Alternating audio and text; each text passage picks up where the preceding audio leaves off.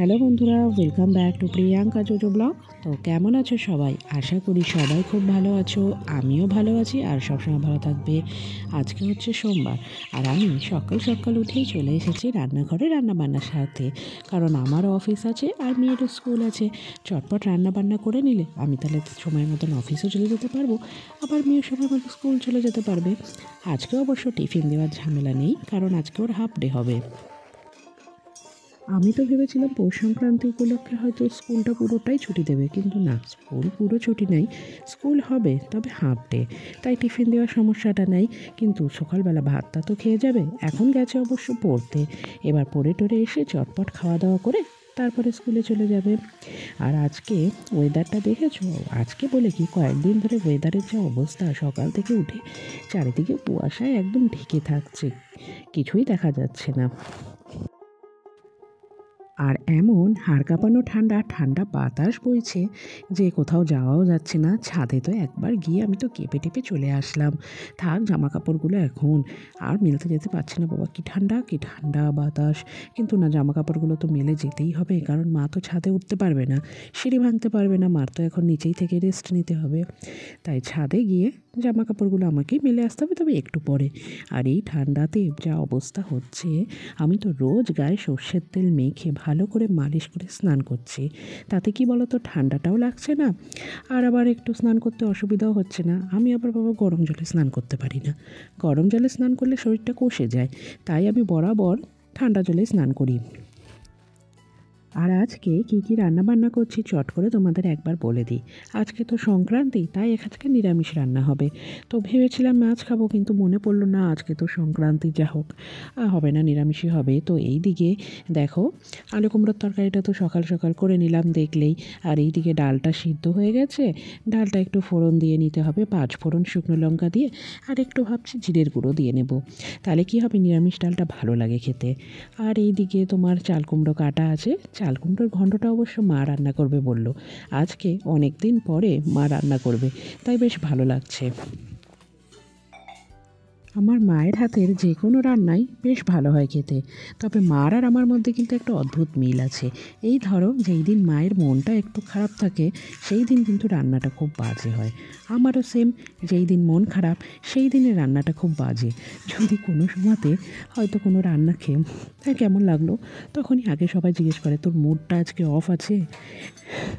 মানে রান্নাটা সত্যি, আমার মন খারাপ থাকলে রান্নাটা এতটা বাজে হয় যে সেটাকে রাস্তায় যদি ফেলে দাও হয়তো কুকুরেও খাবে না, মানে এতটা খারাপ হয়ে যায়। আর যেই দিন মন খুশি থাকে সেই দিন এমনি তরকারি, হয়তো এই আলু কুমড়োর তরকারিটা এতটা সুন্দর বানিয়ে দেবো যে এটাই সবাই আঙুল চেটে পুটে খেয়ে নেবে। তবে এই আলু কুমড়োর তরকারি থেকে একটা কথা মনে পড়লো। আমার এক্স মাদার ইন ল আমার মায়ের হাতের আলু কুমড়োর তরকারি খেয়ে এতটা ফিদা হয়ে গিয়েছিল যে সে আমার মায়ের কাছে এটার রেসিপি জানতে চেয়েছিল, যে কী কী মশলা দেওয়া হয়েছে। কিন্তু এই আলু কুমড়োর তরকারিটাতে আমি বা আমার মা যে কেউ রান্না করলি, মানে রান্না করলে 5 ফোড়ন, কা- শুকনো লঙ্কা, তারপর কাঁচা লঙ্কা আর লবণ হলুদ, আর কোনো সময়তে বড়ি আর টমেটো, এইগুলো ছাড়া এক্সট্রা আর কিছুই দেওয়া হয় না।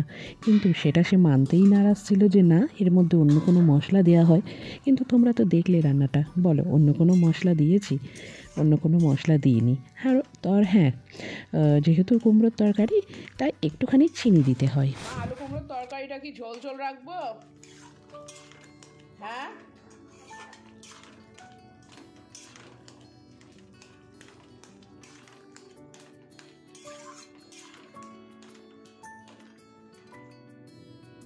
কুমড়োর তরকারিটা একটু নেড়ে খেটে নামিয়ে নিয়ে এইদিকে ডালটা ফোড়ন দিয়ে নিই। আর তেলটা দেওয়ার পরে তেলটা গরম হতে না দিয়েই আমি তার মধ্যে 5 ফোড়ন আর শুকনো লঙ্কা দিয়ে দিয়েছি।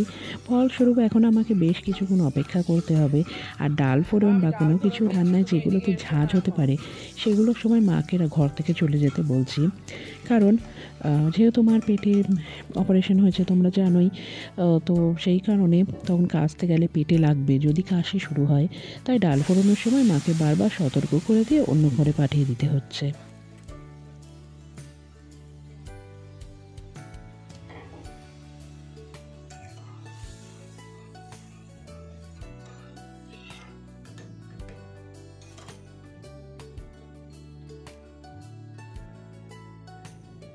এই দেখো মা রান্না করছে চাল কুমড়োর ঘন্ট। মাকে সব রেডি করে দিয়ে সব কিছু হাতের কাছে দিয়ে দিয়েছে। মা এখানটায় খুন্তি নাড়বে, যেহেতু মা ঝুঁকতে পারছে না তাই তেল, তারপর যে জিনিসগুলো নিচে রাখা থাকে সেই সমস্ত কিছু হাতের কাছে একদম। আর আমি আবার চলে এসেছি ঠাকুর ঘরে, স্নানটা কমপ্লিট। আর আমার ঠাকুর দেখো এখনই ঘুমোচ্ছে, ঘুম থেকেই ওঠেনি। যাই হোক চটপট পুজোটা সেরে নিই। আর এই দিকে দেখো আমার গোপু সোনাও স্নান টান হয়ে গেছে। তো গোপু সোনা আজকেও খাজা খাবে। তো গোপু সোনার খাজাটা যে খাওয়া দাওয়া হয়ে গেলে তারপরে যাব ছাদে একটু সূর্য ঠাকুরকে পিঠে দিতে। আজকে তো পৌষ সংক্রান্তি, তো আমাদের এই সূর্য ঠাকুরকে ছাদে পিঠে দেওয়ার এটা অনেকেরই নিয়ম আছে অবশ্য। সেই আলপনা দিয়ে তার মধ্যে সিঁদুরের টিপ, ধান দুব্য, গাঁদা ফুল এই সমস্ত দিয়ে দেওয়া হয়, মানে সূর্য ঠাকুরকে অর্ঘ্য দেওয়া আর কি। এটা আমার দিদন বলে সূর্য ঠাকুরকে পিঠে দেওয়া। তো যাই হোক এইবার আমার এমন ভুলো মন যে প্রথমে মানে ওখানে যে ধান দুব্য নিয়ে যাব বা সিঁদুর নিয়ে যাব সে সমস্ত কিছু ভুলে গেছি।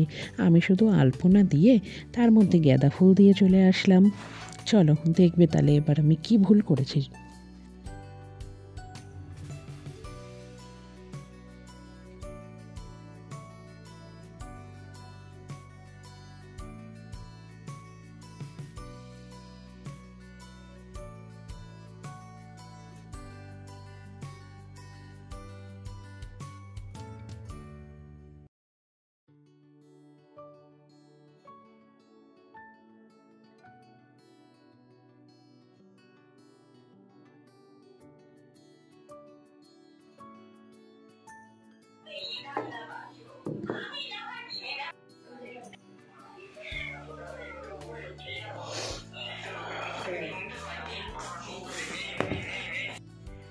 Itu kangaroo.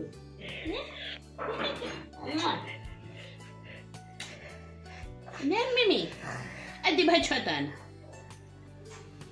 আমি ছবি তুলছি, তোমার ভিডিও হচ্ছে না, যা খুশি বলো তুমি। हम पागल नहीं है भैया, हमारा दिमाग खराब है। যেটা বললাম সেটা বল। बोले तो हम पागल नहीं है भैया, আমার তোজো বেটা কোনটা, আমার বেটা কোনটা, তোজো বেটা কোনটা, বেটা বেটা কোনটা, ইটা বেটা আমার, তোজো বেটা আমার, আমার বেটাটা, তোজো বেটাটা, এটাই আমার তোজো বেটা একটা, তোজো বেটা, বেটা বেটা, ছোট্ট বেটা, তোজো বেটাটা। বলছি ভাই টাকা, তুই যা এখান থেকে, এটা আমার আর মিমির সময়, যা।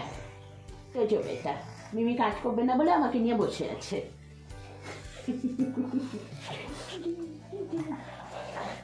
শোন না তুই পাই পাই ধরে ভিডিও চলছে, ও তো ভিডিও করছিস সরকার, যা তোকে যেটা বললাম সেটা ভিডিও করগা, বন্ধ কর।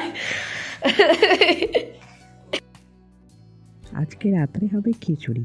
খিচুড়িটা হবে একদম ঠাকুরবাড়ির ভোগের স্টাইলে। অবশ্য খিচুড়িটা হয়ে এসেছে।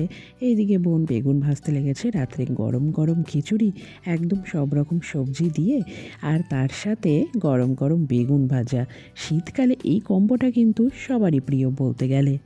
তো এইবার আমাদের খাওয়া দাওয়ার পালা। তো চলো তাহলে আজকের ব্লগটা এখানেই শেষ করছি। সবাই খুব ভালো থেকো, সুস্থ থেকো। আজকের মতন টাটা।